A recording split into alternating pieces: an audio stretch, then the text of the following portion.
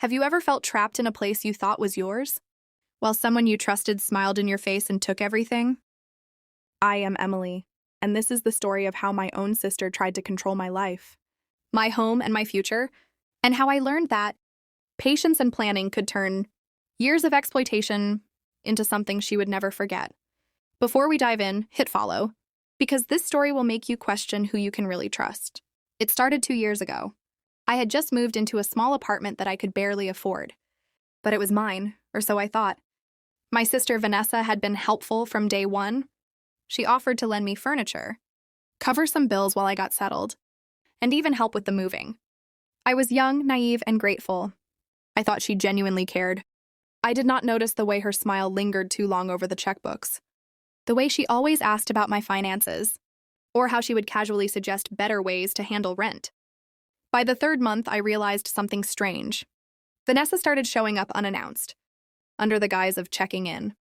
I would be at work, and she would let herself in, rearranging my things, commenting on the way I organized the kitchen, the closets, even my bedroom. She never asked, she just assumed.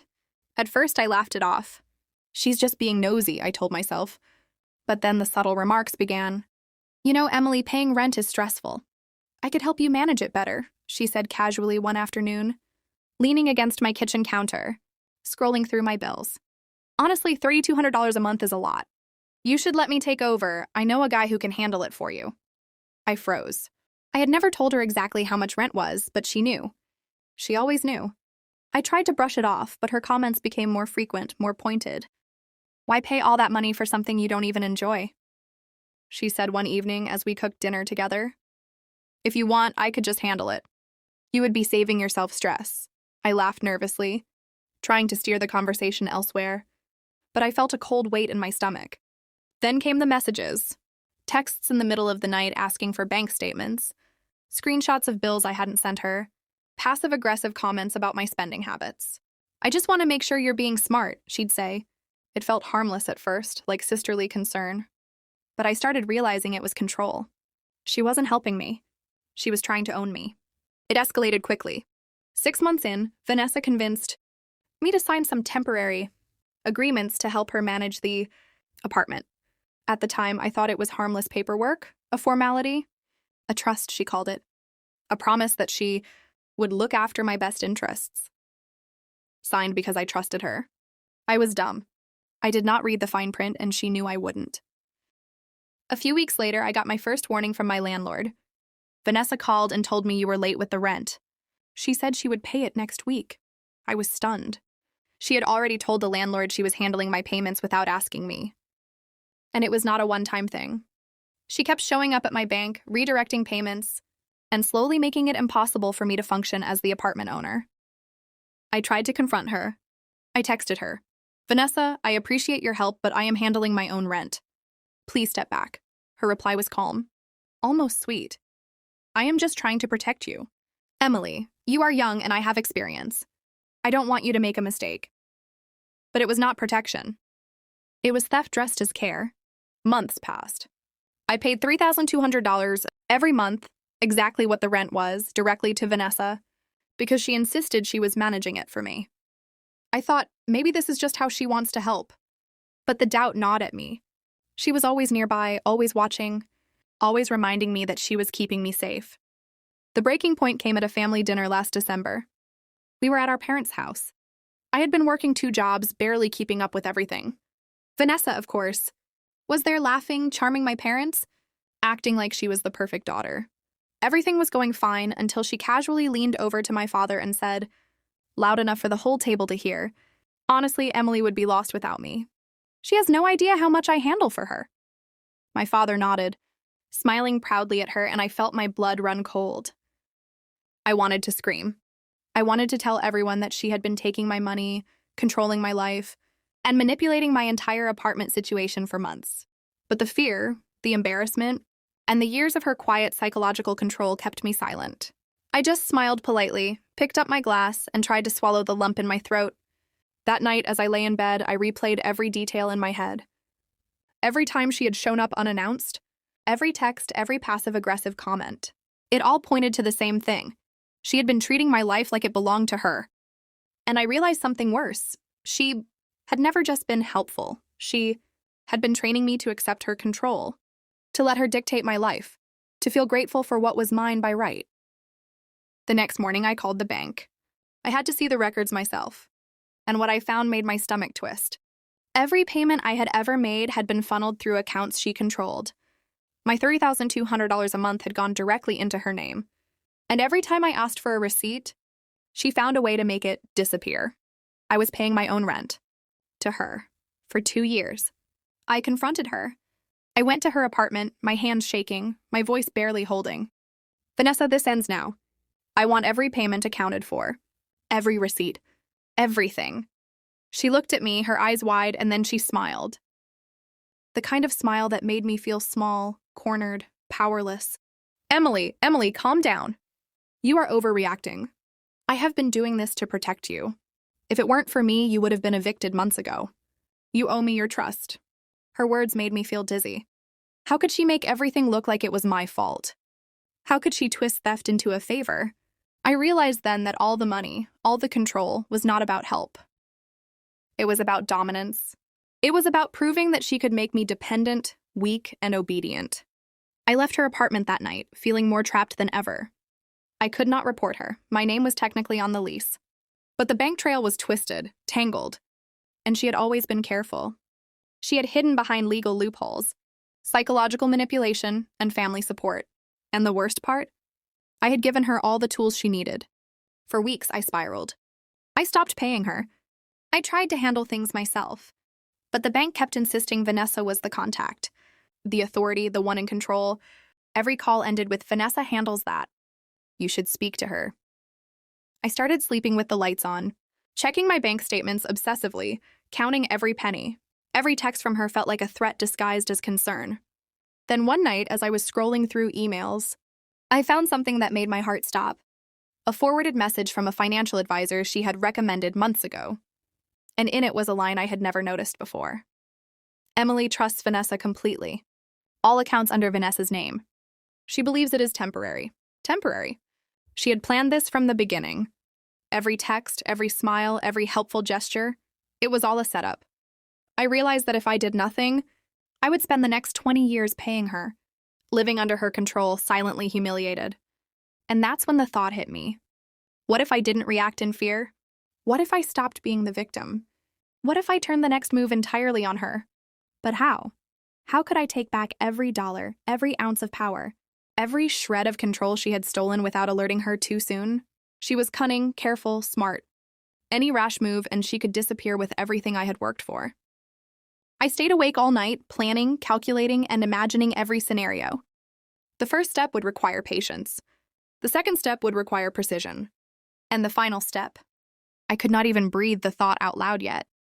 Then, as dawn broke through my window, I saw her notification pop up on my phone. Vanessa had just sent a text. "I have a surprise for you tomorrow. Don't worry, I am taking care of everything." Her words made my blood run cold. She thought she had already won. She thought she was in control. She had no idea that by the end of tomorrow, she might not recognize the world she thought she ruled. And in that moment, I realized that everything was about to change, but not in the way she expected. I woke up early the next morning, my heart hammering with a mixture of fear and determination.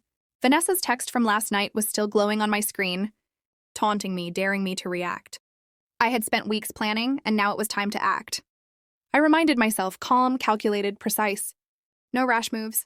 She had underestimated me for years, and that arrogance would be her undoing. I started by going through every financial document I could access. Every bank statement, every payment receipt, every temporary authorization Vanessa had tricked me into signing. I downloaded copies, scanned for loopholes, cross-checked everything against the lease and my name on the account. Slowly, a pattern emerged. She had set up her own accounts to siphon my rent.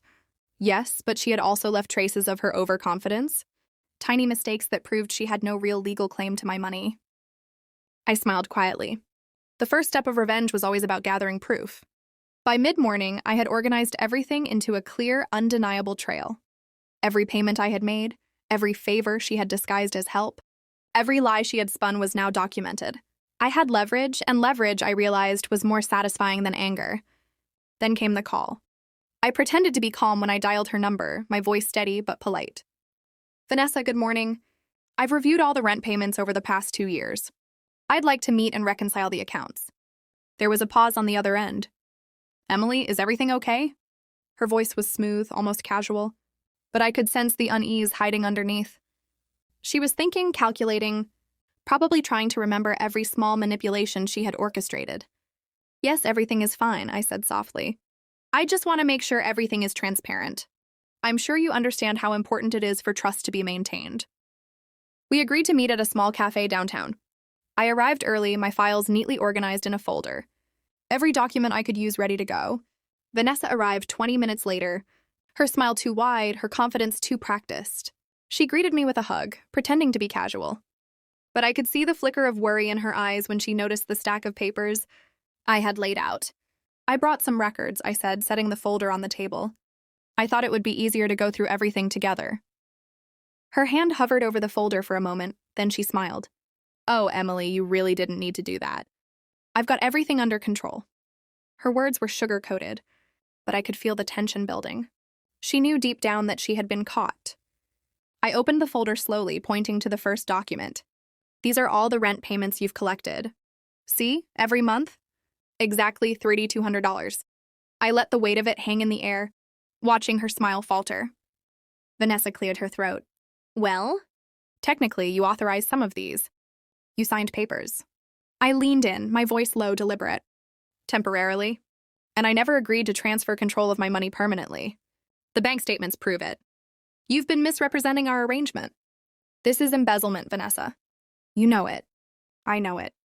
Her hands trembled slightly, and I realized just how vulnerable she had become.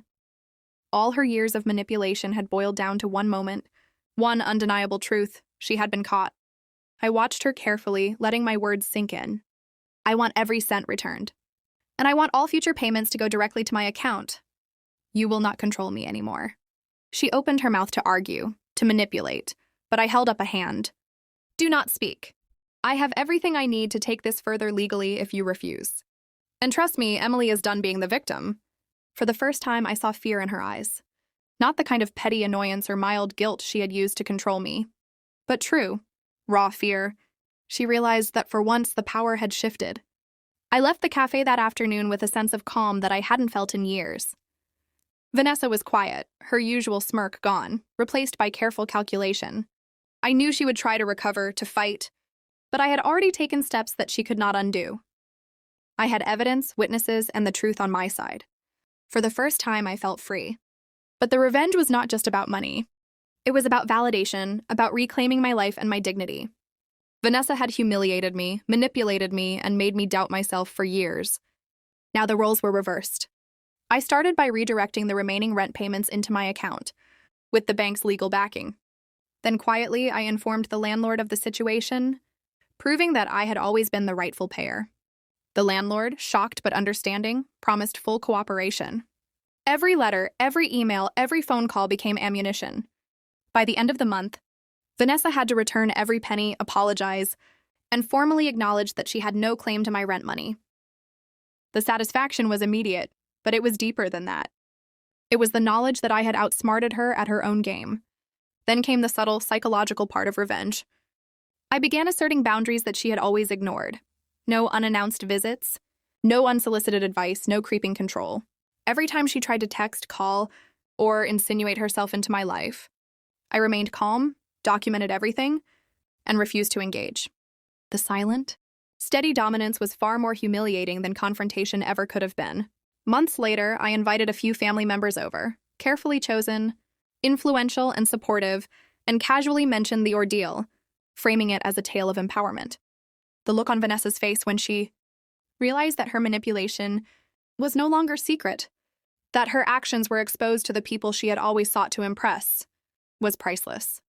Pride, the weapon she had wielded for so long, crumbled completely. The final twist came unexpectedly. Vanessa, desperate to regain some control, tried to set up a meeting under the guise of reconciliation. I agreed, but with one condition: her attorney present and full disclosure of all financials. She arrived, thinking she could charm her way out. But I had prepared a surprise: legal documentation, notarized statements, and a timeline of her manipulations. She sat there, speechless. As the reality hit her, every move she had made for years had been carefully recorded and would hold up in court if needed. "I underestimated you," she finally said, voice trembling. I thought I could handle you." I smiled, a quiet, controlled smile. "You were right about one thing. You did handle me for 2 years. But now everything has changed. And it is finally my turn." And in that moment, I understood something powerful. Revenge is not about cruelty, nor is it about immediate satisfaction. It is about patience, precision, and reclaiming your life from someone who thought they owned it. The emotional truth is that the people who try to control you often underestimate your resilience, and the ones who betray you often forget that patience is a weapon sharper than anger. I finally feel safe, free, and untouchable. Vanessa still exists in my life, but now on my terms, no longer a threat, only a cautionary shadow of what happens when you underestimate someone you think is weak. If you have not yet, hit follow, because the next story I share will be even darker, sharper, and more unforgettable. Sometimes the greatest victories are quiet, invisible, and utterly irreversible.